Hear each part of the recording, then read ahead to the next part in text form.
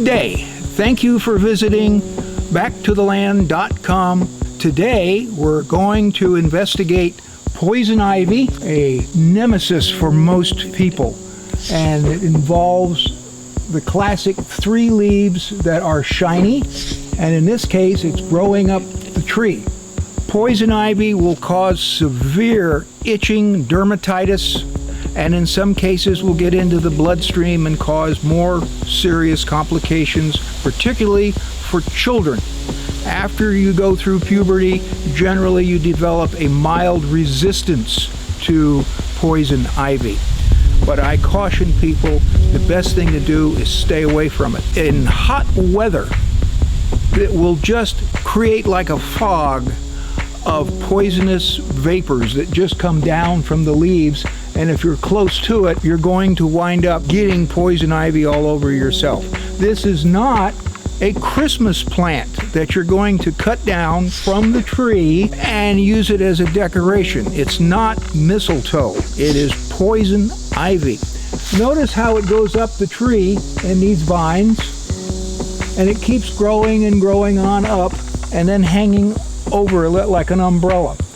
The little hair-like roots come out and attach to the tree, and in turn it just continues to keep growing. And the best thing to do if you want to get rid of it is leave it alone.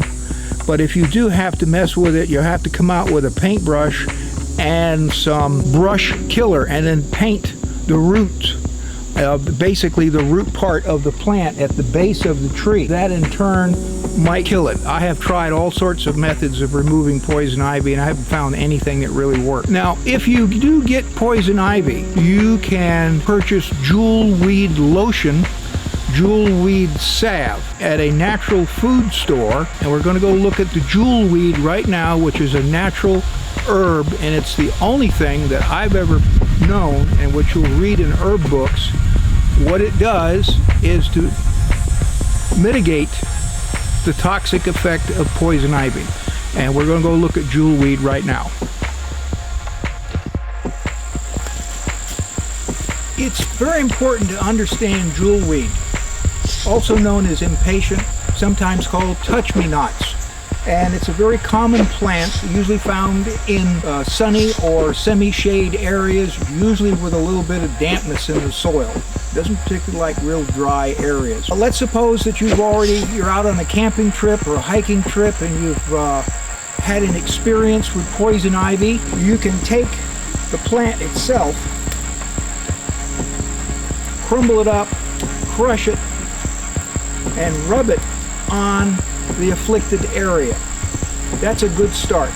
Then when you're back in town, go to a natural food store and you can buy jewelweed lotion or jewelweed salve. Another thing that you can do is if you grow this around your house where it's convenient, you can take these plants in a large quantity, kind of crumple them up, put them in an open pot, simmer the water till it turns real orange, strain out the residue of the plant material, and then pour it into ice cube trays, and then you always have an ice cube ready to go for the children to rub on their skin.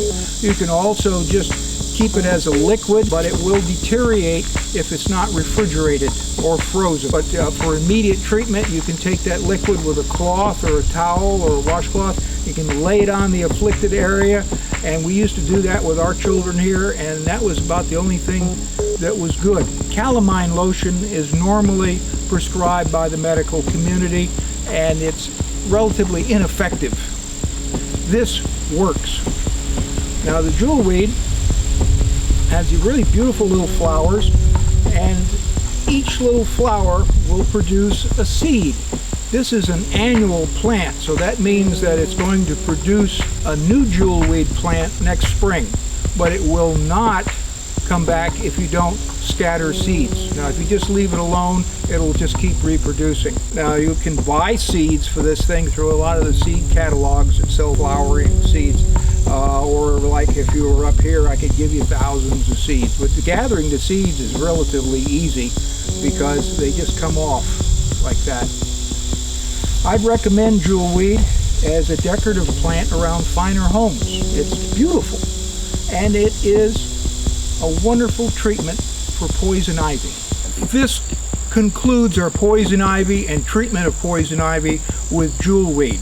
Our next session, we're going to go to edible wild foods that grow just about everywhere here in the Appalachian Mountains of Virginia.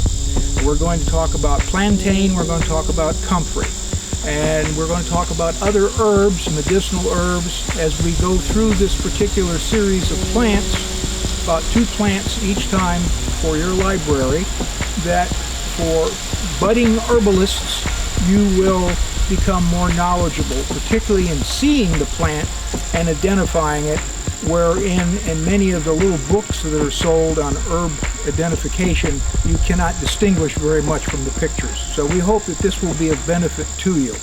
Our subject today is processing heirloom and open pollinated tomatoes.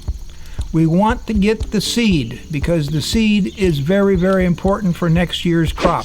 Most people